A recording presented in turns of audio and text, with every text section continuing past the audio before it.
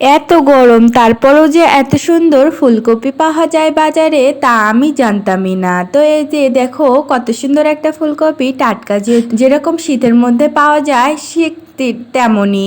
তো কপিটা দিয়ে তরকারি রান্না করছিলাম, তরকারির ভিতরেও কিন্তু অনেক সুন্দর সিদ্ধ হয়ে গেছিল, যেমনটা শীতের মধ্যে রান্না করলে হয়। তো এখানে পটল নিয়ে নিয়েছি, আলু, বেগুন, তারপরে নিয়ে নিয়েছিলাম এখানে একটা করলা। তো এখানে বিভিন্ন রকমের সবজি দিয়ে মাছ রান্না করলে কিন্তু অনেক মজা লাগে।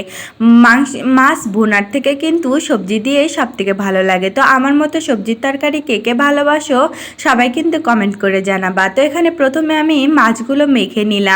এখানে দিয়ে দিয়েছিলাম জিরা বাটা, মরিচ বাটা, লবণ, হলুদ, এগুলো দিয়ে মাছ মেখে ভাজলে কিন্তু অনেক মজা হয়, আর মাছটার কাছে গ্রানটাও কিন্তু থাকে না। তো এদিকে মাছগুলো ভাজা হয়ে গেছে।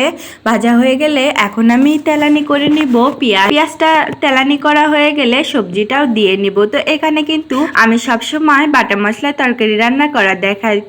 কে কে বাটা মশলা তরকারি রান্না করো সবাই কিন্তু কমেন্ট করে জানাবা। আর আমার ভিডিওগুলো তোমাদের কাছে কেমন লাগে তাও কিন্তু জানাবা। তো আমার ভিডিওগুলো কে কোথায় থেকে দেখছো লাইক কমেন্ট করে জানাবা। তো এই যে দেখো অনেকগুলো টমেটো দিয়ে দিয়েছি, আর টমেটো বেশি দিয়ে তরকারি রান্না করলে কিন্তু অনেক মজা লাগে। যেহেতু কফির তরকারি সেহেতু শীত শীত একটু ফিলিংস হচ্ছে, তরকারি খাওয়ার ফিলিংস হচ্ছে, কিন্তু অন্য কিছু না। কিন্তু যেহেতু অনেকটা গরম, এরকম একটু সুস্বাদু তরকারি হলে কিন্তু ভালো লাগে। তো এর ভিতরে কিন্তু মোস্ট ইম্পর্টেন্ট, তো এটার ভিতরে কিন্তু আমি ধনিয়া পাতাটাও দিয়েছিলাম। ধনিয়া পাতা, তারপরে কফি, এগুলো দিয়ে তরকারি রান্না করলে কিন্তু সত্যি অনেক মজা লাগে। তো এভাবে কে কে তরকারি রান্না করো সবাই কিন্তু আমাকে কমেন্ট করে জানাবা। তো এখানে তরকারিটা কষিয়ে নেওয়ার পর এর ভিতরে ঝোলের পরিমাণ অনুযায়ী পানিটা দিয়ে এর ভিতরে আমি মাছগুলো দিয়ে নিয়েছি। তো মাছগুলো দিয়ে নেওয়ার পর এই যে দেখো বলক চলে এসেছে, এখন আমি এটা ঢেকে রেখে দিব।